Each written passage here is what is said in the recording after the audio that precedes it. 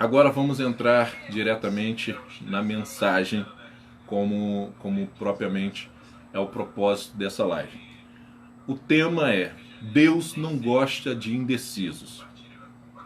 Quando eu me deparei com o texto de Êxodo, capítulo 32, verso 26, que Moisés, ao descer do monte, encontra seu irmão Arão, que fez aquele bezerro de ouro, e o povo dançando e festejando, ele dá uma ordem ao povo: quem é do Senhor, venha até mim. Os levitas correram para Moisés, a maioria do povo também, e Moisés vira para os levitas e diz: olha, aqueles... O som aí eu acho que está interferindo aqui, está muito alto. E ele dá uma ordem para os levitas: olha, saia e destrua todos os idólatras, aqueles que se voltaram as costas para o Senhor. E os levitas então fizeram ali uma matança terrível, até que a ira de Deus passou. Isso me chocou um primeiro momento. Falei, meu Deus, que radicalidade. Ó, Luquinha, cheguei, valeu, filhão, te amo. E eu falei, radicalidade, meu Deus. E aí o Senhor falou comigo, uma mensagem para esse tempo: filho, muitos se confundem. Muitos confundem o meu amor, muitos confundem a minha graça. Eu ainda continuo sendo um Deus que exige separação, sim. Continuo sendo um Deus que exige as pessoas tomarem uma decisão, sim. Eu não gosto de indecisos. Eu odeio pessoas que não se posicionam. E eu espantei e falei: Senhor, está falando comigo, essa mensagem é para mim. E desde então eu comecei a botar cara mesmo. Não me esconder o que eu acredito, o que eu defendo, e defendo com todas as minhas forças e energias. E aí, dando sequência, né, a nossa mensagem, eu vou trazer um outro personagem também, chamado Samuel. Assim como Moisés, ele tinha um tríplice ministério: profeta, juiz e sacerdote. Samuel, ele chama Saul, ele faz a passagem, né, dos juízes, dos legisladores que lideravam o povo, ele faz a passagem agora para a monarquia. Ele unge... A câmera está muito próxima e está tampando o rosto. Ou é só no meu? É só no seu, Lucas. Eu acho que é só no seu, tá legal. Dá um zoom aí na tua câmera. E Samuel, ele então unge Saul como o primeiro rei, né, de Israel. E Saul, ele vai muito bem os primeiros 3, 4 anos de seu reinado, até que ele recebe uma missão. A missão era aparentemente simples: guerrear contra o rei Agag e seu exército, destruir tudo e todos. Só que Saul poupou Agag, trouxe o rei Agag como um troféu de guerra para inflar o seu ego, o seu orgulho como o cara. E também ele poupa o melhor das ovelhas do gado e traz para oferecer. Olá, Marcos, um abraço. Para oferecer ao Senhor. Quando Samuel vê isso, ele fica irado. Ele fala: mas cabra, Deus não mandou você destruir tudo? Ah, mas eu poupei. E aí tem aquele versículo maravilhoso que todos nós conhecemos: por acaso Deus, ele tem tanto prazer assim em holocaustos, em sacrifícios? Deus tem tanto prazer, ele prefere realmente que as pessoas se doem, que fazem, cumprem promessas de procissões e tal? Ou ele gosta que as pessoas realmente obedeçam aquilo que ele mandou cabalmente? Falei, meu Deus. Assim, a conclusão é óbvia: Deus gosta da obediência. Se é para ficar... lembra quando a nuvem parava, o povo parava. A nuvem andava, o povo andava. É desse jeito que Deus quer que nós obedeçamos a sua palavra. Aí Samuel conclui: a obediência não é melhor do que o sacrifício e a submissão não é melhor do que gordura de carneiros? Eu estou lendo na NVI. E Samuel, então, o versículo 33 vai ser claro. Ele pega a espada e despedaça Gag. Eu sei que a mensagem está com muito sangue. Calma. É necessário esse choque de realidade para que compreenda-se a mensagem de Deus. Samuel pegou com a sua própria mão e despedaçou o rei Agag. E falou para Saul: olha, porque você rejeitou o Senhor, Deus também te rejeitou. Escolheu um que é melhor do que ti. Esse foi Davi. Samuel também, um grande personagem, assim como Moisés, usou-se das suas próprias mãos para defender a honra do Senhor. Para deixar muito claro qual é o posicionamento que nós temos que tomar. No vale da decisão, que Joel fala, que a multidão, tem uma grande multidão no vale da decisão, você não pode ser mais um. Você tem que se posicionar sempre. Porque é isso que Deus espera de mim e de você. Continuando a nossa tese, eu vou trazer agora um terceiro personagem que também passou por um momento parecido como Moisés, como Samuel. Ah, só um detalhe que eu tenho que trazer também para você, que você é bom acrescentar, porque para mim me chocou quando eu me deparei, que foi a descendência de Samuel. Você sabe de quem Samuel é descendente? Samuel é descendente de Corá.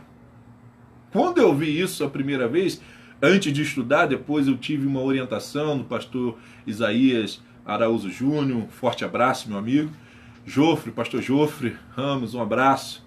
Obrigado pelas palavras. Quem dera, sou um humilde servo de Deus, apenas cumprindo meu chamado. Grande apóstolo. Marcos Trindade também. Marcos também, eu já dei um abraço para ele. Deus abençoe. Samuel é descendente de Corá. Aí eu fui, com as orientações que o pastor Isaías me deu, fui nos textos e descobri que os filhos de Corá se posicionaram ao lado de Moisés na rebelião de Corá. Os filhos de Datã e Abirão, e toda a sua casa, foi engolido pela terra junto com eles. Mas os filhos de Corá não. Os filhos de Corá entenderam que o seu pai estava errado e Moisés estava certo, e eles então se posicionaram ao lado de Moisés e sobreviveram. Graças a Deus que eles fizeram isso. Sabe por quê? Senão nós não teríamos Samuel. Olha só como impacta nas futuras gerações a nossa decisão de aqui e agora, de hoje. Por isso, ficar ao lado do Senhor é muito importante. Seguindo agora, trazendo Elias, o nosso próximo personagem para a nossa tese. Elias, ele no Monte Carmelo, é conhecidíssima também de todos. O povo vivia de uma idolatria debaixo das mãos de Jezabel, seguindo o Baal. Elias dá uma palavra que não choveria por 3 anos, não choveria, segundo a sua palavra. 3 anos e meio se passaram, Elias se apresenta para um embate com os falsos profetas, os profetas de Baal, junto também com os de Azera. Foi então nesse embate, lá no Monte Carmelo, que Elias dá a seguinte palavra, em 1 Reis, capítulo 18, verso 21, ao povo. Elias dirigiu-se ao povo e disse: até quando vocês vão oscilar entre duas opiniões? Se o Senhor é Deus, sigam-no. Mas se Baal é Deus, sigam-no. O povo, porém, não respondeu nada. Eu perguntei ao Senhor, e o Senhor me deu a seguinte iluminação. O povo aqui estava amedrontado. O povo estava, o que chamamos de entre a cruz e o punhal, e a espada. Se eles respondessem que o Senhor é Deus, Baal, Jezabel, mataria e destruiria todo aquele povo. Se eles respondessem que Baal fosse Deus, Deus então, o Deus verdadeiro de Israel, iria os castigar. E aí vem um detalhe. Eliel, a tua mensagem diz que Deus não gosta dos indecisos. Verdade. Mas também eu tenho que te dizer uma outra verdade. Na dúvida, é melhor ficar calado. Se não sabe, não reproduza apenas opiniões dos outros. Busque você o conhecimento. Para mim, a grande diferença na minha vida da faculdade, em todo o processo que eu tive de educação, foi esse. Na faculdade eu recebia emancipação pela busca do conhecimento. Até então eu tinha sempre um tutor, um professor para me orientar. Na faculdade, meu irmão, salve-se quem puder. Quem já fez sabe muito bem o que é isso. Né? É salve-se quem puder. Um abraço, Gilberto. Um abraço a todos que estão aí. Muito obrigado. Vamos que vamos, porque a palavra é para você, para mim, é para todos nós. Então, quando se está na dúvida, e o povo estava na dúvida, 3 anos e meio que Deus não se apresenta. Baal é dito como um Deus da fertilidade, da produtividade, e nada acontece, não produz nada, não cai chuva. Então o povo nesse momento estava realmente indeciso. Eles estavam na curiosidade. Agora, morrer com a dúvida não, meu irmão. Ter dúvida é princípio de sabedoria. Ter dúvida é normal. Agora, morrer com a dúvida não. Ficar com a dúvida pro resto da vida, não. Bateu uma dúvida, não sabe. Surgiu um novo assunto, não sabe. Então vai pesquisar, vai buscar a orientação dos líderes, de pessoas que você confia. É assim que se produz o conhecimento. A dúvida, as perguntas, são essenciais para se ter um debate, se buscar respostas. Ok? Então Elias, ele pergunta e o povo não responde nada. Porque o povo está realmente amedrontado. Mas depois que Deus responde com fogo, lambe todo o holocausto, o povo em uma só voz começam a gritar: só o Senhor é Deus, só Deus é o Senhor. Então, nesse momento, a decisão é tomada. O povo se humilha, reconhece. Elias pega da espada e mata os 400 profetas de Baal. Eliel, tua mensagem só tem morte. Meu irmão, calma. As mortes pararam agora, tá bom? Agora em diante, nós vamos ao que interessa. Eu trouxe esses 3 exemplos de intenso confronto para a sua mente, de que a palavra de Deus não esconde nada. Deus, ele é taxativo na hora de defender o seu lado, o seu ponto de vista. Elias é o último profeta que toma da violência, da espada, para poder matar os inimigos de Deus, os falsos profetas.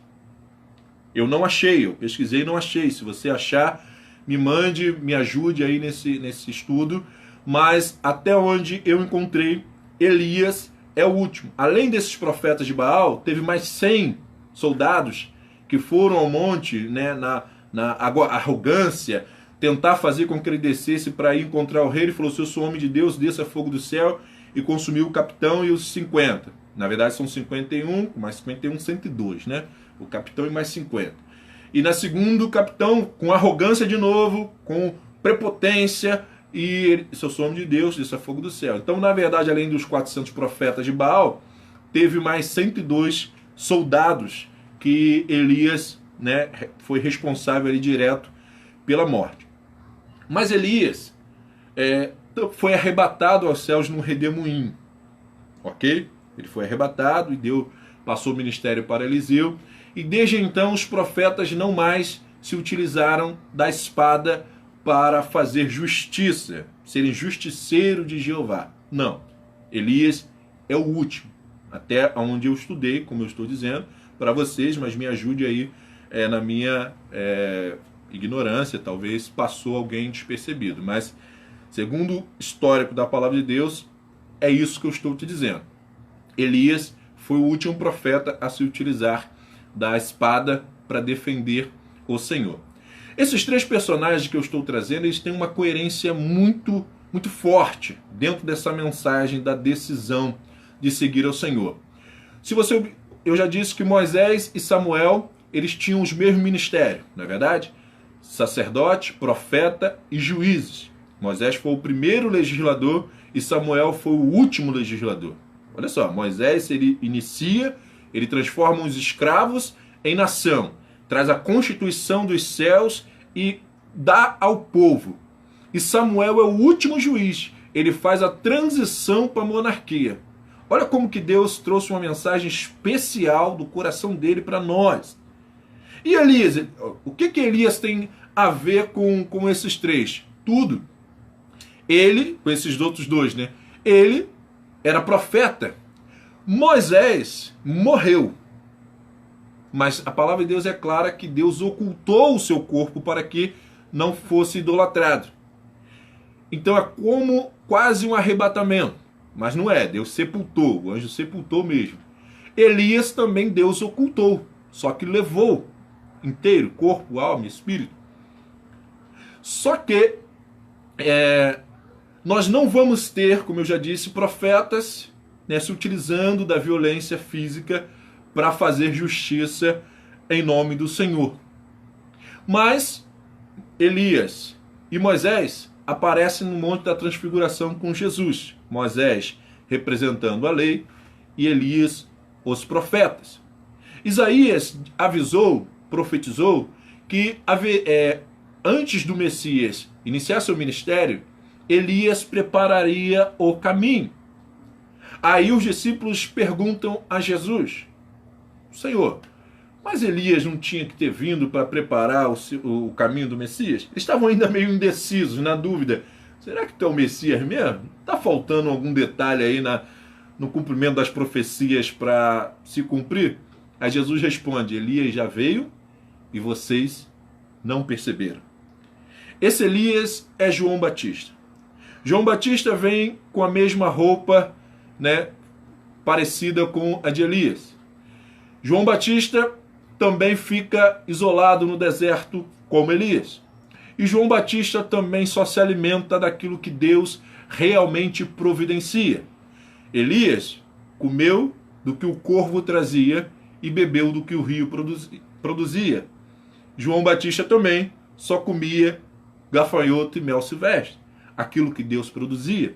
Então ele veio na unção e no ministério de Elias. Tá bom, Eliel, mas agora está no Novo Testamento? Sim. João Batista rompe um silêncio de 400 anos, que vai de Malaquias a Mateus, e nesses 400 anos de silêncio, João Batista rompe, clamando: voz do que clama no deserto, prepare o caminho do Senhor. Arrependei-vos dos vossos pecados, chegai-vos para Deus. Muitos que foram até João Batista, está lá em João capítulo 1, perguntar, se não me foge de memória, versículo 15, 16 em diante, por ali, até o 30, perguntar: você é Elias? Você é profeta? Você é o Messias? E ele dizia: não sou. Tá, quem você é? Eu sou a voz que clama no deserto. Eu sou só a voz, não sou mais nada além disso. Eu sou só humilde servo. Vai vir um depois de mim, que é muito melhor do que eu, maior do que eu. E eu não sou digno de desatar nem a sandália de seus pés. Eu batizo com água, mas ele vai batizar com o Espírito Santo e com fogo. E aí eu aprendi com o meu pastor Zé Maria, um abraço, meu pastor, de que nesse sentido aqui é Espírito Santo, batismo realmente do Espírito Santo, mas o com fogo é justiça, é o fogo do inferno. Então, vai batizar com o Espírito Santo aqueles que forem para a salvação, e com fogo aqueles que forem para o inferno. Então Jesus não veio aliviar ninguém, só tem dois caminhos: Espírito Santo ou fogo do inferno. Olha como o negócio é estreito. Não tem meio termo, meu irmão. Não é fácil, não tem centro, não tem escapatória. E aí, abraço Théo Pires também. Luciano, abraço meu primão. Vamos chegando, Rony, Daliene. Eleci Gomes. Ô, meu pastorzão. Um abraço. Daliene também. Daliene eu vi aqui agora. Deus abençoe, Gilberto. Um abraço, meu amigo, saudades. Dando continuidade. João Batista, ele traz, então, o ministério igual de Elias, mas observa, Elias foi o último profeta a utilizar a espada. Mas João Batista, meu irmão, a sua língua, a sua pregação, Rejane, era mais afiada que uma espada de 2 gumes, rapaz. Pensa na mensagem do camarada.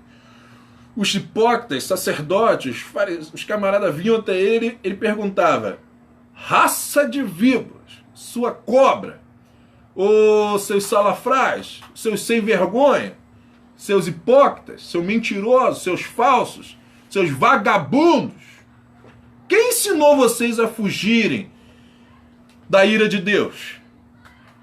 Não é melhor vocês irem produzir frutos dignos de arrependimento do que ficar nessa falsidade toda, nessa demagogia, nesse politicamente correto, querendo apenas se aparecer?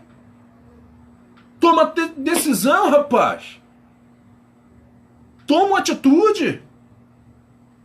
Mas o que João Batista ganhou foi que quando ele falou a verdade para o rei Herodes e sua amante, ela, ao invés de aceitar a verdade e mudar de atitude, ela decidiu matar o profeta. Quem fala a verdade tem que se preparar, meu irmão. O outro lado, o lado dos inimigos, vão vir. Lembra de Elias? Ele matou os profetas. Quando Jezabel ouviu, assim como Herodias, ao invés de mudar de atitude, ela manda uma carta dizendo que vai matar o profeta. É assim que acontece, meu irmão. Por isso que temos que tomar decisão, sim. Por isso que temos que nos posicionar, sim. Por isso que precisamos dizer aquilo que acreditamos, sim, ainda que doa. Se está doendo, é porque está tendo pelo menos uma reflexão. É porque a consciência está acusando que você está errado. E a verdade que você está ouvindo, que está entrando nos teus ouvidos, está mexendo com você, está balançando os teus alicerces. E aí você vai ter que tomar uma decisão. Ou mata o profeta, ou muda de vida. Não tem meio termo. Quando a consciência acusa, só vai ter esses 2 caminhos. Ou vai ficar revoltado, começar a postar textão no Facebook, ou então vai mudar de atitude. Vai deixar a palavra entrar e vai se arrepender e começar a produzir frutos dignos de arrependimento. Essa é a verdade. É por isso que a verdade incomoda. Por isso que a verdade dói. Porque ao invés da pessoa mudar de atitude, ela prefere mudar o sistema. Ela prefere mudar as leis. Ela prefere calar o profeta, matar o profeta. Tudo para continuar confortavelmente. Tudo para continuar a sua vida corriqueiramente e não mudar nada. Por quê? Se ela mata Deus, como Nietzsche matou. Se ela tenta matar os profetas, como a Inquisição matou. Se ela tenta fechar as igrejas, como a China faz. Se ela tenta matar, ela consegue ainda prorrogar alguns anos de vida na sua mesma rotina de vida. Lembra dos anjos que foi visitar Ló, lá em Sodoma e Gomorra? Quando os anjos chegaram e o povo cercou a casa de Ló, os anjos tiveram que cegar aqueles sodomitas, aqueles homossexuais que queriam ter relações com os anjos, para poder Ló conseguir fugir. Porque se ele não cegasse, os homens estavam tão frenéticos, tão alvoroçados, de que não adiantou a apelação de Ló oferecer suas filhas virgens, não adiantou nada. Não adianta com esse povo, não adianta diálogo. Não adianta tentar ter diálogo. Porque eles não aceitam. As mentes estão tapadas. Sabe o que Paulo vai dizer sobre aquele exemplo do povo que teve encontro com Moisés quando ele desce do monte da transfiguração? Lá em 2 Coríntios capítulo 3, Paulo faz uma analogia, né, da revelação do Evangelho, né, por que os judeus não entendiam a lei que aponta para Cristo. Aí Paulo, no versículo 14, eu trouxe alguns textos aqui para vocês, ele diz o seguinte: não só o rosto de Moisés estava encoberto com o véu, Mas a mente e o entendimento do seu povo também estavam vendados e obscurecidos. Porque este véu só pode ser removido por meio de Cristo. Que véu é esse? O véu da ignorância. O véu da ignorância. Então, muitas pessoas, eu compreendo, é por isso que eu estou fazendo essa live, compartilhando essa palavra de Deus, porque muitas pessoas vivem na ignorância. Como esse meu amigo ontem, eu compartilhei um resumo dessa palavra, e ele estava na ignorância. Ele falou, cara, eu não sabia disso, eu nunca tinha ouvido isso, dessa forma. Que é sério desse jeito. Que eu tenho que me posicionar, eu não posso continuar vivendo achando que Deus vai me aceitar de qualquer jeito. Palavras dele. Então, eu falo ainda para os que estão na ignorância. O que é a ignorância? Existe a burrice e existe a ignorância. O que é a burrice? A burrice é só os psicólogos, os médicos, os psicanalistas, psicólogos podem atestar que uma pessoa tem cognitivamente dificuldade de entendimento. Só os especialistas podem chegar a essa conclusão.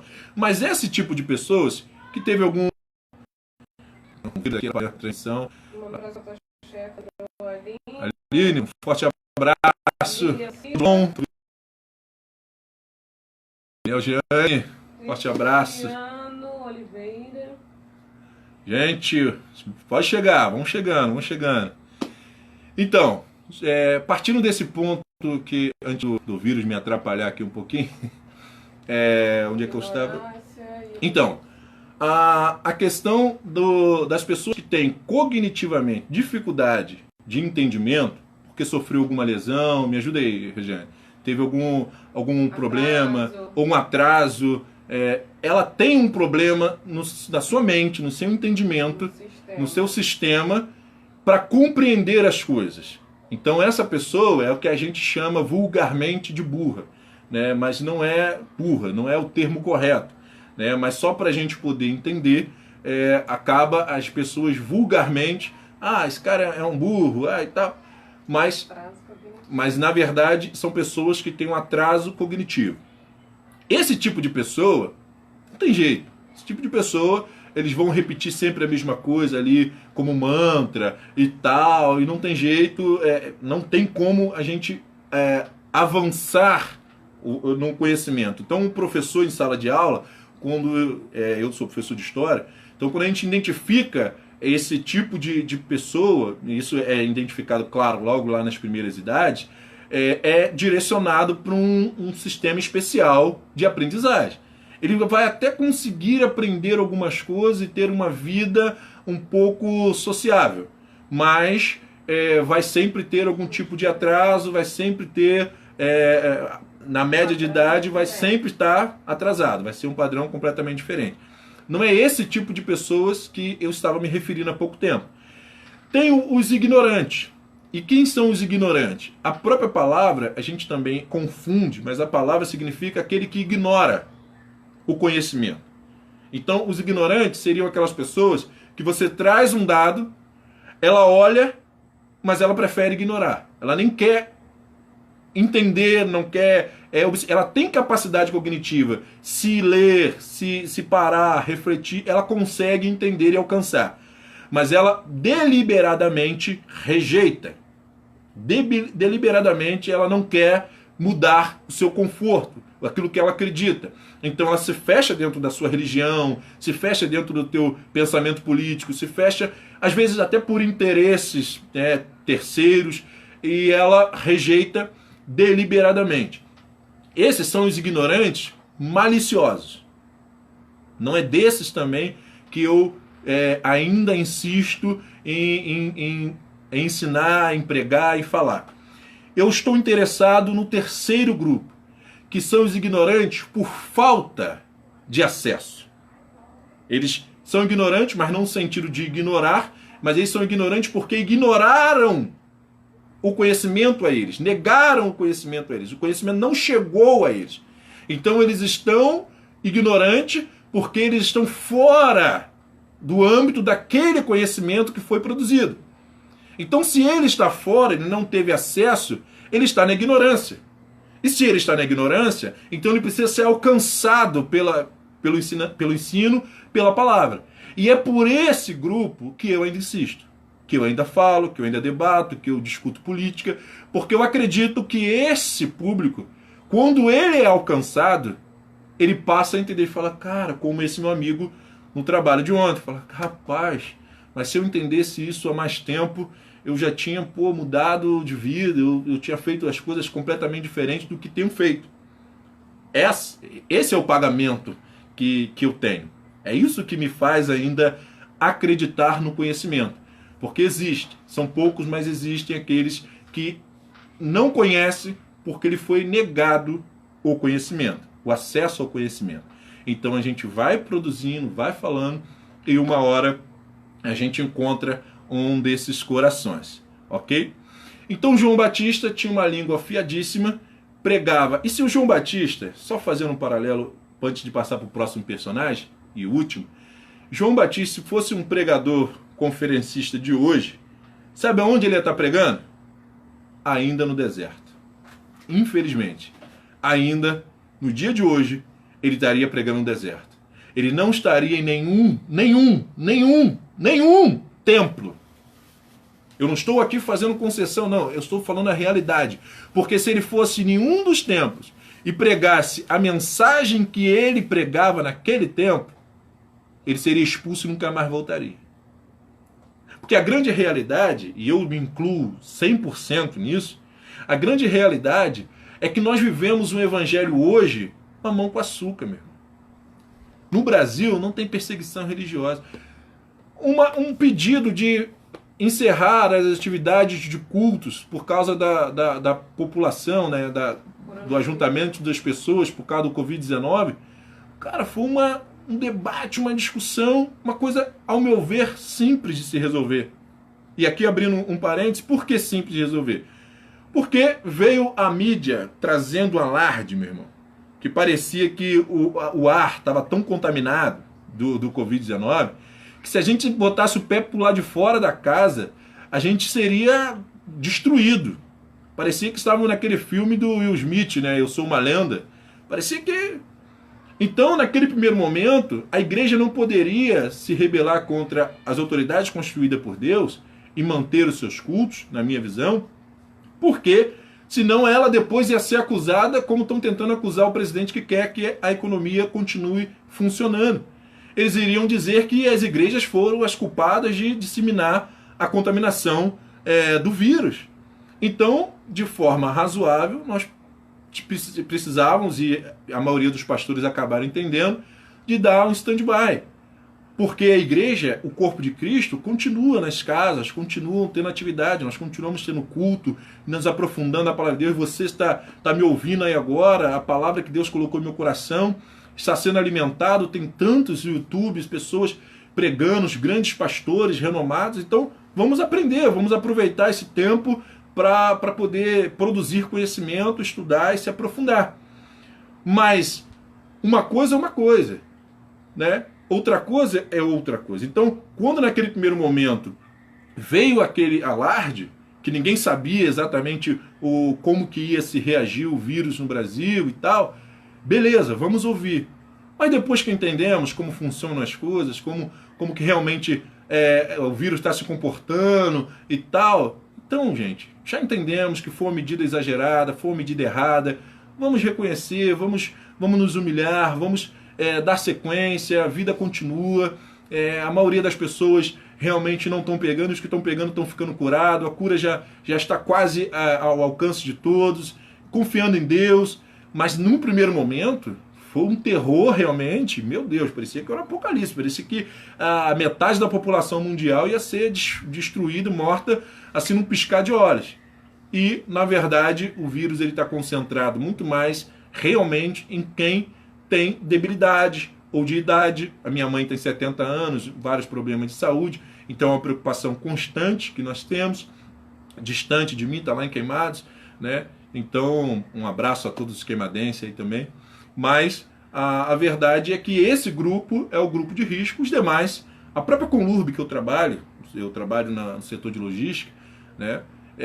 tomou a medida desde o primeiro momento e mostrou-se acertada, até porque é uma empresa que não pode parar, é uma empresa que trabalha na limpeza do Rio de Janeiro, e ela fez exatamente o que o presidente falou, o isolamento vertical. Ela isolou os acima de 60 anos, inclusive eu tive que trocar de setor para poder... eu estava trabalhando em casa, mas agora eu estou indo ao centro de operações para poder cobrir justamente um companheiro que tem mais de 60 anos. Então ela isolou, deixou em casa gestantes e quem tem qualquer tipo de problemas que podem ser agravados pelo coronavírus e levar à letalidade. E os demais, todos os demais, trabalhando. Na última semana, isso foi desde o início do mês, na última semana, essa semana agora, ela mudou um pouco a regra, diminuiu para 6 horas, de 8 horas e 20 para 6 horas de trabalho, para também diminuir o tempo que os funcionários estão trabalhando na rua, para poderem ir para suas casas, e a cidade está se mantendo limpa, tranquila. Então, se essa medida que a própria Conlurb tomou, se fosse tomada em todo o Brasil, eu acredito que não tivéssemos nenhum problema na economia, demissões de emprego, empresas falindo, consultórios fechados, mobilidade urbana impedida, mas enfim, foi feito e agora precisa ser revisto porque a vida ela continua. Então, só abrindo esse parênteses da questão que eu falei agora há pouco do debate que surgiu na questão das igrejas. O próximo personagem que eu trago agora para encerrar é justamente Jesus. Esse personagem controverso pelos historiadores, mas que é admirado por todos. Até os ateus admiram Jesus, o nosso Senhor e Salvador Jesus Cristo. Até os ateus admiram, porque a sua palavra de amor, de compaixão, a sua palavra de libertação, a sua palavra de ensinamento, o seu método de ensinamento, até um testemunho que eu ouvi do Augusto Cury muito me chamou a atenção, que ele se converteu quando ele foi fazer um estudo no método de Jesus, né? Quem me contou isso foi Rejane, eu fui buscar e realmente constatei, e ele fazendo um estudo sobre o método de Jesus. Ele é um psicanalista, né? Muito conceituado, best-seller em vários livros, e era ateu. E quando ele foi fazer o perfil psicológico de Jesus, dos ensinamentos de Jesus, do líder Jesus, ele ficou encantado. Porque ele falou, cara, humanamente é impossível esse cara naquela época ter feito tudo que fez. Ter usado... A primeira pregação minha no seminário, que foi um desafio lançado pelo professor, esse pastor Ezequiel Teixeira, um forte abraço, meu amigo, saudade de ti. E ele lançou um desafio ali, você tem 5 minutos para pregar. E eu falei, meu Deus, que mensagem que eu vou pregar. E a mensagem que eu preguei, eu me lembro até hoje, só preguei nesse dia, eu preguei também na gincana, no grupo, defendendo o grupo do pastor Anderson Viana, onde nós ganhamos também aquela gincana. E a mensagem que eu preguei foi o seminário de Jesus, a faculdade de Jesus. O seminário de Jesus durou 3 anos, aproximadamente 3 anos e meio, com seus discípulos e apóstolos. Ao contrário do que muitos acham, eles não eram analfabetos. Eles poderiam ter pouco estudo, mas judeu analfabeto não existe. Eles tinham até poucos estudos, mas não eram analfabetos, e muito menos analfabetos funcionais. Porém, ao sentar e conviver 3 anos e meio com Jesus, aprendendo com Jesus, eles se tornaram apóstolos. E se tornaram grandes líderes da igreja cristã, da igreja primitiva, e disseminaram a palavra de Deus por todo mundo da época conhecido, e ela chegou até nós, hoje, no século 21. Esse Jesus, que a base do seu ensinamento era por parábolas, ele também não tinha uma palavra leve para os hipócritas e fariseus, não, meu irmão. A minha Bíblia e a sua Bíblia mostra muito claro quando ele se deparava com alguém que vinha confrontá-lo, testá-lo, tentar pegar ele em alguma falha, fraqueza ou erro, ele pegava pesado. Era pesado. Lembra? Acautelai-vos do fermento dos fariseus, ou seja, da falsidade, da hipocrisia, da religiosidade dos fariseus. Mateus 23, ele vai dar os ais, né, o ensinamento dos discípulos. Ele fala o seguinte: olha, observai os ensinamentos que eles dão, mas não imitem a prática deles, porque eles até ensinam corretamente, mas vivem uma outra realidade de vida. Então, quando esse grupo vinha debater com Jesus, Jesus dava-lhe paulada. Agora, quando o pecador vinha, humildemente, arrependido, se lançando aos pés de Jesus, aí, meu irmão, os braços abertos. Um exemplo disso, que eu estou falando, de que existem duas naturezas humanas que se manifestam, uma mais para lá, outra mais para cá, é a cruz. A cruz de Cristo, ele pendurado na cruz, nós temos de um lado um homem que mesmo na morte de cruz decide morrer zombando de Cristo, e um outro que se humilha e é salvo. Isso significa que há 50% da população, mais ou menos, não é o número exato, é óbvio, mas 50% mais ou menos da população vai ser uns orgulhosos e vão morrer no erro e no pecado, mas não dá o braço a torcer de que precisam de um salvador, de uma salvação. E 50% de que, às vezes, quando tem uma oportunidade, lembra da ignorância por falta de acesso? Então, esse grupo pode ser que ele se converta antes de uma dor ou na dor, mas ele não morre no erro. Se o evangelho for apresentado a ele, a verdade for apresentada a ele, ele se arrepende, ele se converte. Mas tem outro grupo, como o Faraó, que vai ficar com o coração duro até morrer. Ele não vai mudar, é a cabeça dura e ele não vai mudar. Não tem jeito. Tem aqueles que vão se arrepender e tem aqueles que não. É paciência, é assim que funciona. A cruz é o exemplo disso. Ok? Então Jesus, para esses que são cabeça dura, ignorantes, que não vão mudar, Jesus trata eles com ignorância também, meu irmão. Não tem alívio, não. Não tem. Até a mulher cananeia, que é a única pessoa que Jesus virou as costas, nos evangelhos todo, a única que procurou e ele virou as costas, a única. Ainda assim, quando ela insistiu e se humilhou e se comparou ao cachorro, ele então atendeu o pedido dela.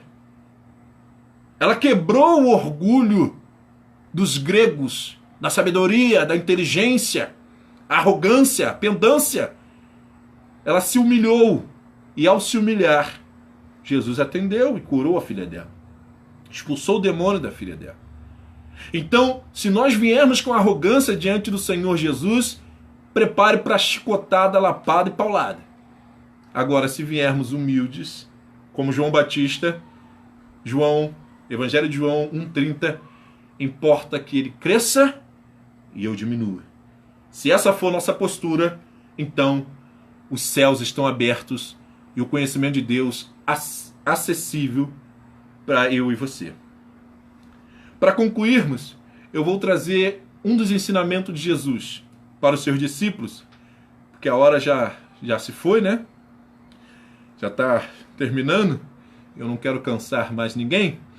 Marcos capítulo 4, versículo 2 ao 9, ele conta a parábola do semeador. E no versículo 30 ao 20, ele explica para os seus discípulos e dá um puxão de orelha neles. Fala, vem cá, se vocês não entendem essa simples parábola, como vão entender as outras coisas mais difíceis que eu tenho para ensinar? Vambora, minha gente, vamos prestar mais atenção. É esse Jesus aqui que eu estou pregando. É esse Jesus que eu estou falando. Um Jesus que não alivia não, meu irmão, não tem essa. Não adianta ficar com raiva de mim, já disse, eu só estou lançando a palavra. E essa parábola, deixa eu abrir um parêntese aqui, foi uma parábola que me tirou de uma depressão. Se você não sabe, vou abrir aqui para você.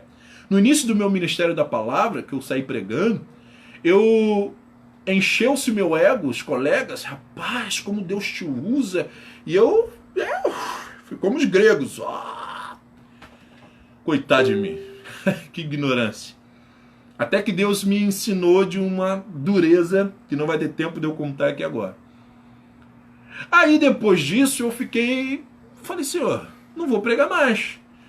Porque eu me sinto um ninho, alguém fora do ninho, um peixe fora d'água, pregando no reteté, olha o estilo de mensagem que eu prego.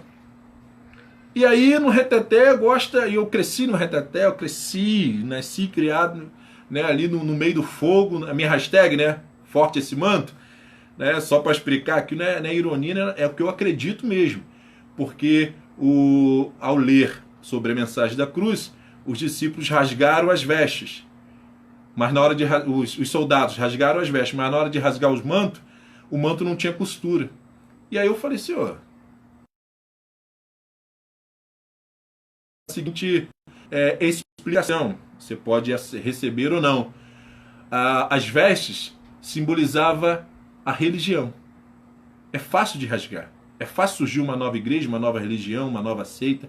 É fácil de rasgar. Mas o manto representa o evangelho. Representa a mensagem da cruz. A mensagem de Cristo, o sangue de Cristo. Esse não tem emenda, esse não tem costura. Esse não tem como ser rasgado. Podem até pregar uma heresia, até mesmo que eu estou pregando aqui, você tem que meditar, você tem que analisar os versículos que eu falei e ver se é isso mesmo. Eu estou usando algumas versões mais atuais, a NVI e a Bíblia Viva, mas você pode pegar essas mesmas ou comparar com as outras. Você tem que fazer isso, você tem que comparar o ensinamento. Então quando eu uso forte esse manto, é o manto do Evangelho, que não há divisão, não há separação, não há como ser rasgado. Ok? E essa parábola foi quando o Senhor falou comigo.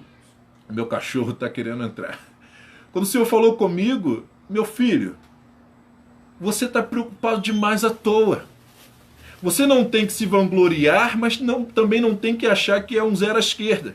Você tem que saber apenas o seu lugar. Eu falei, Tássio, mas qual é o meu lugar nesse ministério da palavra? Aí o Senhor mostrou nessa parábola. Vem cá, a semente tem algum problema nela? Não. É a palavra de Deus. O semeador tem algum problema nele? Não. Nessa parábola, o semeador é Jesus, que está semeando. E hoje somos nós, os seus profetas, seus discípulos, seus apóstolos, seus pregadores. Então, quando ele perguntou para mim, a semente tem problema? Eu falei, não. O semeador tem problema? Eu falei, também não. Ele falou, qual é o problema então? Eu falei, são os terrenos, sim.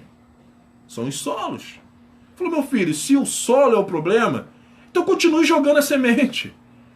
Continue semeando. Você foi chamado apenas para lançar a semente. Agora, dependendo do solo que cair, é que vai ter o resultado ou não. O primeiro solo que a semente cai é o solo duro. É a beira do caminho, aquele solo que não foi preparado. E esse solo, ele, da dureza do coração humano, vai ouvir essa mensagem, vai fazer o vídeo de mercador, vida que segue, o diabo rouba a semente do coração dela, manipula essa pessoa como ele quer e pronto. Essa pessoa não vai ficar no evangelho, ela não vai mudar de vida. O segundo exemplo de terra que a semente caiu é o terreno do solo, da terra sem profundidade. Então, quando a semente caiu nessa terra que não tinha profundidade, ela até chegou a produzir, nascer a plantinha. Ela até cresceu, mas quando veio a primeira dificuldade, simplesmente ela morreu. Aí depois, a sequência do terreno, o próximo terreno que dessa parábola, é o terreno dos espinhos.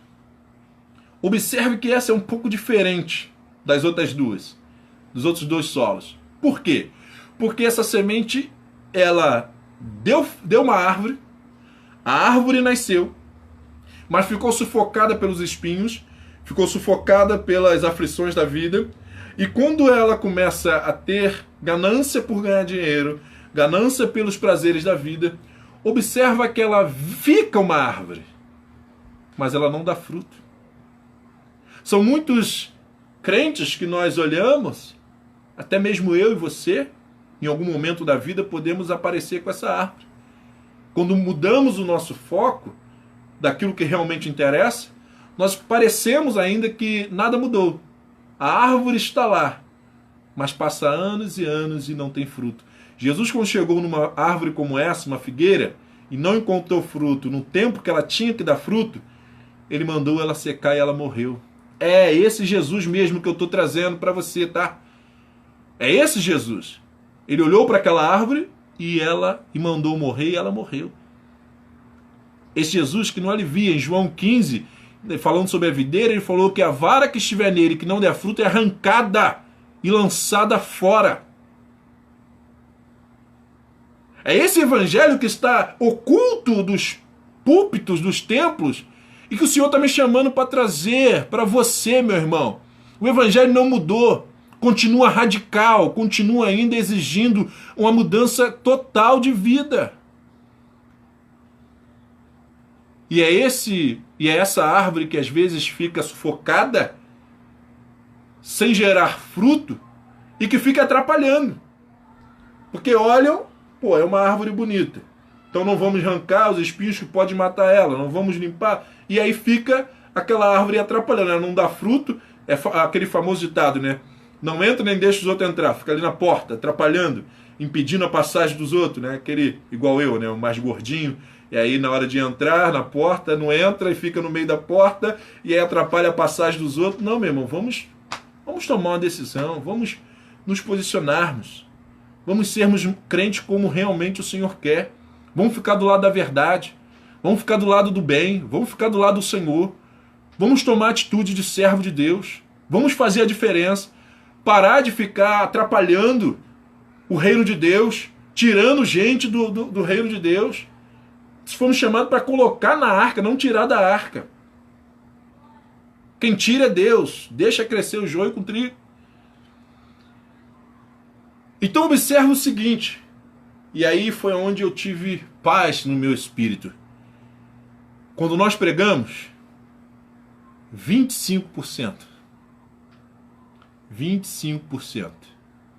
é que realmente vão ser terra boa, pessoas que estão interessadas mais em Deus, pessoas que gostam do conhecimento profundo de Deus, pessoas que são altruístas, pessoas que gostam de observar todos os ângulos, que não olha, não é tapada. São pessoas terra boa, pessoas que mudam de opinião, pessoas que compreendem. São 25%. E eu fiquei em paz. E aí eu sempre brinquei que eu era meio batisbleia, e aí eu fui vendo que eu estava indo mais batista, ficando mais batista, e cada vez mais batista, e mais batista, e acabei indo para a PIB da Barra, né? Ano passado nós nos mudamos para a PIB da Barra, continuo ainda acreditando que o manto é forte, que não há divisão no Evangelho, é tudo um mesmo povo, a mesma igreja de Cristo que vai morar nos céus, só que existem ambientes que agradam mais a um, mais a outros. Existem lideranças que se encaixam melhor com o perfil de uns e com outros. Existem ambientes de som mais barulhento, que agrada a uns, tem outros ambientes mais calmos, que agrada a outros. Então, esse tipo de gosto, de postura, Deus não se intromete, meu irmão. Onde é que você se sente bem é onde você vai cultuar e servir a Deus.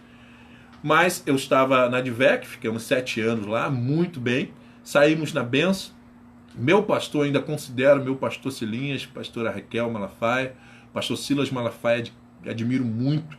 Homem de Deus, homem que luta pelo que é certo, pela palavra de Deus. Como ele mesmo diz, ele erra, que ele é ser humano, ele erra, ele toma posturas que depois volta atrás. Ninguém é obrigado a concordar com o que ele diz, você pode discordar 100% do que ele diz, apenas tem que respeitar o posicionamento dele, assim como ele respeita também todos os demais posicionamentos.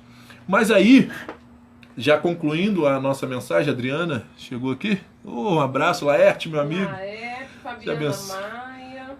Gente, vamos que vamos. Lucas tem uma pergunta aqui. Pode fazer agora? Pode fazer.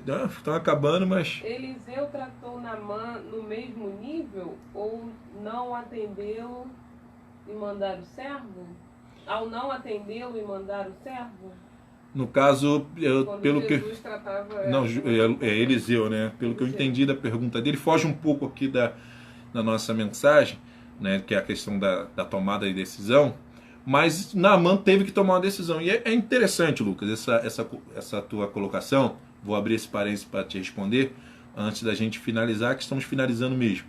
Mas vou tratar dessa tua pergunta, porque pelo que eu entendi, é como se Eliseu tivesse discriminado Naamã, talvez, tratado ele de uma forma indiferente, seria mais ou menos nesse sentido a sua pergunta, né? Eu acredito que não. Teologicamente, se a gente for observar, Naamã era um leproso, ok? E como leproso, Eliseu não podia ter contato com ele, ok? Ele era um leproso na Síria ele não tinha problema, ele não estava debaixo da lei judaica, então ele não tinha problema em continuar sendo general, continuar convivendo no meio do seu povo. Mas ao chegar em Jerusalém, em Israel, perdão, em Samaria, Eliseu é a capital do norte, ele está lá no norte de Israel. Ao chegar lá na casa de Eliseu não recebeu, né, pelo que eu entendo, por causa da questão da sua lepra. E Naamã ele vai, que a gente sabe, todo mundo prega, e é o que está lá no texto, ele vai com uma pompa, uma prepotência, vou chegar lá, o cara vai dizer uma palavra lá e pá, vou ficar curado, acabou. E Eliseu, a ordem de Deus, porque ali não foi Eliseu que tomou uma ordem, a ordem que Deus deu a Eliseu, e aqui vai ser interessante essa colocação por algo que eu ia dizer na sequência, mas essa palavra agora se encaixa. Eliseu recebe uma orientação de Deus e manda Naamã. Porque o que precisava ser tratado Naamã, primeiro, não era a sua aparência externa, mas era o seu problema interno, o seu orgulho, a sua vaidade. Era isso que precisava ser quebrantado em Naamã primeiro, para depois ele receber a cura da sua pele. Então, ele recebeu de Deus a orientação, mergulhe 7 vezes lá no Rio Jordão e você vai ficar curado. E Naamã rejeitou de imediato, mas ouviu seus servos. Isso prova que Naamã era um general, mas que dava liberdade aos seus conservos para poder dialogar com ele. Então era um cara que, né, também ouvia outros posicionamentos e tal. E quando seus servos colocam ali a posição, se não fosse uma coisa difícil, você não faria? Uma coisa tão simples como essa, não custa nada, o que custa? O senhor vai lá e se mergulha? Então Naamã se humilhou, mergulhou e ficou curado. E aqui, Lucas, eu vou entrar na seguinte questão que eu ia falar exatamente na hora que entrou a tua pergunta. Tudo tem um tempo e um modo certo de se fazer. Quem disse isso foi Salomão em Eclesiastes. Está dentro lá do meu estudo que eu estou fazendo no meu canal do YouTube, ElielMS, HCT, História, Cultura e Teologia. E eu estou trabalhando nos capítulos de Eclesiastes. Já fizemos o primeiro vídeo na quarta passada, o próximo agora vai quarta-feira que vem. E todas as quartas nós estaremos postando um novo vídeo. E um desses é exatamente esse capítulo, esse tema, o tempo e o modo. E aí, olha como acertar é complicado, cara. Assim como essa parábola, só 25% da terra era boa, para acertar, para a gente fazer a coisa certa, também nós só temos 25% de chance para acertar. E da onde sai esse meu pensamento, essa minha matemática? Bom, vamos lá. Segundo Salomão, existe um tempo e um modo certo para se fazer qualquer coisa. E ele dá vários exemplos lá que eu não vou trazer aqui. Você vai ter que assistir lá no meu canal quando esse vídeo ficar pronto e sair, tá bom? Estou ficando muito feliz, empolgado com essa série que está sendo muito boa, chamada Reflexões da Vida. Da vida, claro, da vida de Salomão, tá? Não é minha ainda não, porque eu ainda estou muito novo para ter tantas reflexões de sabedoria assim como Salomão trouxe. Mas reflexões da vida de Salomão, que ele descreve para nós no livro de Eclesiastes, eu vou estar trazendo esses estudos, estou trazendo lá no meu canal. Então, o tempo e o modo certo. Então, existe um tempo certo e um modo certo. E olha como é difícil acertar. Se eu tenho o tempo certo... Então, vamos lá. Existe o tempo certo, mas se eu fizer o modo errado, vai dar errado. Eu tenho um tempo certo, mas agir de modo errado vai dar errado. Se eu tenho o tempo errado e eu agir de modo certo, vai dar errado. Olha, já foi 50% de erro. Se eu tenho o tempo errado e o modo errado, aí que deu errado mesmo. 75% de chance de eu errar. Eu só vou acertar quando eu usar o tempo certo e o modo certo, cara. Olha como é difícil a gente acertar. Olha como é difícil. Por isso que ser humano é sinal de errar. Vamos errar por quê? Porque nós temos em 4 chances só uma de acertar. Então por isso precisamos pensar, usar conselhos dos mais velhos, pesquisar. Ainda assim podemos errar. Mas é muito mais chance que teremos de acertar. Ok? Mas não é porque erramos que vamos também terra arrasada. Errou, recomeça, se arrepende, aprende com os erros e vida que segue. Se achegue a Deus, que Ele está de braços abertos para cada um de nós. Então, para finalizarmos mesmo, que já chegamos às 8 horas, eu quero trazer Apocalipse, que encerra com esse nosso pensamento sobre como Deus odeia os indecisos, como Deus odeia aquele que fica cocheando entre 2 pensamentos, aqueles que não sabem de que lado está, se é do lado de Deus ou aonde ele está, perdido. Ou então é uma raça de víbora e nem sabe, não produz frutos dignos de arrependimento, como João Batista chamou a atenção, ou como Jesus disse, é uma vara que não dá fruto, ele vai arrancar, ele vai arrancar, ele vai arrancar. Mas vamos lá, Apocalipse capítulo 3, versículo 14 ao 22. Ao anjo da igreja de Laodiceia escreve esta carta. Esta mensagem vem daquele que permanece firme, a testemunha fiel e verdadeira, a fonte primitiva da criação de Deus. Eu conheço bem as suas obras. Sei que você não é quente nem frio. Eu desejaria que você fosse uma coisa ou outra. Observe. Porém, já que você é meramente morno, eu estou a ponto de cuspir você da minha boca. Você diz, eu sou rico, tenho tudo o que necessito, não preciso de coisa alguma. E não percebe que espiritualmente você é um desgraçado, um miserável, um pobre, cego e nu. O meu conselho a você é que compre de mim ouro puro, ouro purificado pelo fogo. Só então você será verdadeiramente rico. E que adquira de mim vestes brancas, limpas e puras, para cobrir a sua vergonha e nudez, e compre de mim remédio para curar os seus olhos, e devolver-lhe a sua vista. Eu corrijo e disciplino todo aquele a quem amo. Portanto, todavia, abandone a sua indiferença e se torne um entusiasta das coisas de Deus. Eu gosto muito da Bíblia Viva, porque ela é muito fácil de compreender a mensagem do coração de Deus. Tornem-se um entusiasta. Sabe o que é um entusiasta, meu irmão? Sabe o que é? Vamos lá, trouxe do dicionário aqui para ficar bem claro para todos nós. Que intensamente ou exageradamente dedica-se a algo. Toma de arrebatamento, é tomado de arrebatamento, de admiração por alguém ou algo. É um fanático.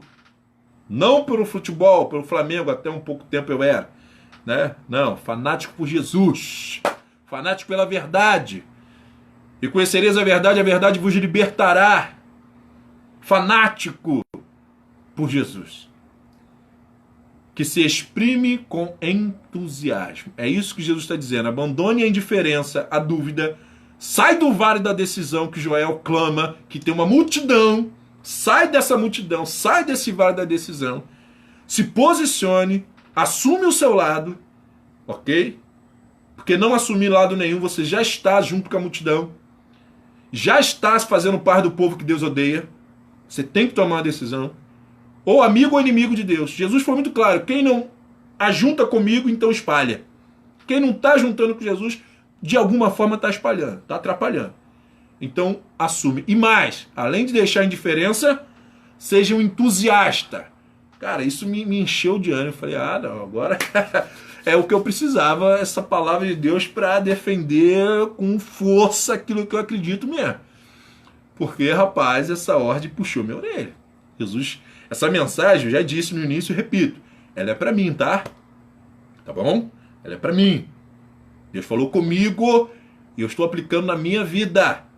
Só que estou compartilhando com você que eu acredito que você também, Deus está falando. Deus está também puxando a tua orelha. Eu me recuso a acreditar que ele puxou só a minha. Eu me recuso a acreditar que só eu precisava ouvir essa palavra. Até porque ele pediu para compartilhar e o primeiro que ouviu me respondeu, me deu um feedback que realmente precisava ter ouvido essa palavra. Então, o Senhor Jesus está falando, deixa a indiferença e se torne um entusiasta das coisas de Deus, um fanático pelas coisas de Deus. E aí o final dessa parte, versículo 20 ao 22, ele diz ao povo, a essa igreja, a Laodiceia, que ele que era o dono da igreja estava do lado de fora, batendo. Parece até coronavírus, né, gente? Todo mundo confinado. Só que não esqueça de deixar Jesus do lado de fora do seu confinamento, tá bom? Chame Jesus para dentro da sua casa, do seu lar, da sua vida, do seu coração. Amém? Para ele poder fazer morada. Porque ele não pode ficar o tempo inteiro batendo, querendo entrar. Deixa ele entrar. Se ele já faz parte, deixa ele agora tomar conta. Deixa ele dirigir a sua vida.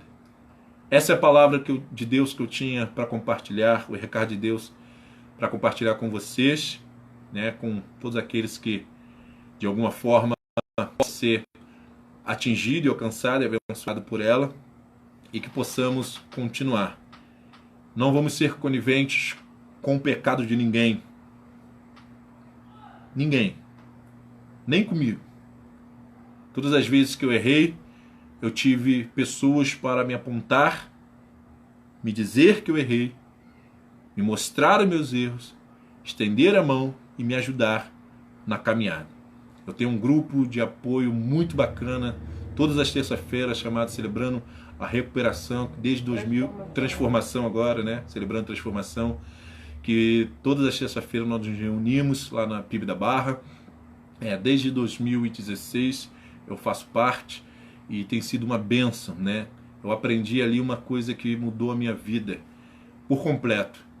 Eu me recuso a ser a mesma pessoa todos os dias. A cada dia eu preciso ser melhor do que eu fui ontem, no dia anterior. Eu vou de passo a passo, um passo de cada vez, buscando ser melhor. Como diz Eclesiastes, né? Como diz a palavra de Deus, é Eclesiastes ou Provérbios, né? A vereda do justo é como a luz da aurora. Né?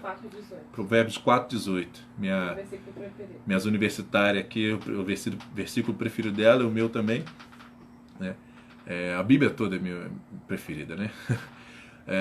A vereda do justo é como a luz da aurora, que vai brilhando mais e mais até ser dia perfeito.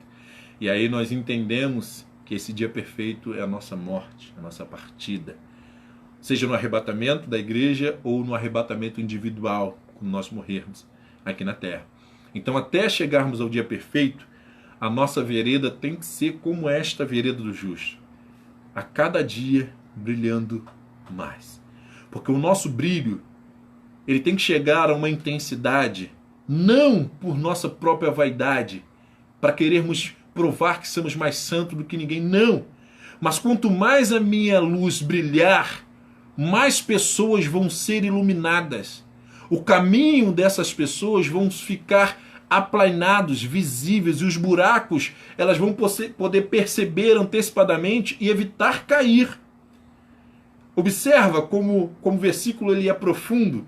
Até eu morrer, ou seja, enquanto eu estiver vivo, a minha luz vai iluminar pessoas, vai iluminar caminhos. Então eu não posso abandonar as minhas convicções e eu não posso permanecer o mesmo todos os dias. Eu preciso a cada dia, progressivamente, melhorar e melhorar e melhorar até o dia que Jesus, que o Senhor olhar ou fizer como fez com Elias, me chamar no arrebatamento, ou a morte, ou arrebatamento da igreja, seja como for, nós estaremos sempre procurando. Assim como Moisés, Samuel, Elias foram enérgicos para defender o lado do Senhor, João Batista e Jesus também confrontaram os falsos hipócritas, aqueles que já escolheram seus lados, ou seja, o lado da maldade. Nós não podemos parar, porque esses do lado da maldade, eles ficam tentando se justificar. Eles vivem tentando fazer com que todos façam o mesmo que eles fazem, porque assim eles se sentem mais felizes, porque o seu pecado entra na normalidade. Mas nós não podemos compactuar com isso, porque só existe céu ou inferno, bem ou mal, justiça ou injustiça, com Deus ou sem Deus. Não adianta se ofender com o que estou pregando, e sim com aquilo que tu praticas. Porque se a verdade te ofende, mesmo dita de forma ríspida ou branda, não é a pessoa ou a palavra que está sendo dita que está te ofendendo. E sim, a tua própria consciência está julgando, dizendo que você é culpado. Então tome a posição, assume o teu lado, o lado da verdade ou da mentira. Não há meio termo. Não há. Não há. Não inventa. É verdade ou mentira? Bem ou mal, certo ou errado? Não tem relativismo, não tem nada disso. Não existe nada disso. O que existe é certo ou errado. Bem ou mal. Ok? Um forte abraço, estalar os ossos. Fique com Deus e até a próxima oportunidade. Tem mais alguma pergunta aí? Não, Wagner de Quintino, mandando um abraço. Abraço, Wagner. Gente, a Luzia, André Marcele também. Fala, meu querido. André Alves. André, um abraço. Lucas, muito boa reflexão. E vamos que vamos, gente. Vamos encerrar por aqui, que eu vou até beber uma água. Falei demais sem beber, sem pausar. Me empolguei. Foi a primeira live e espero que vocês possam ter gostado. Dê aí o feedback. Compartilhe para que Deus venha abençoar mais vida. Um abraço, vamos, fui!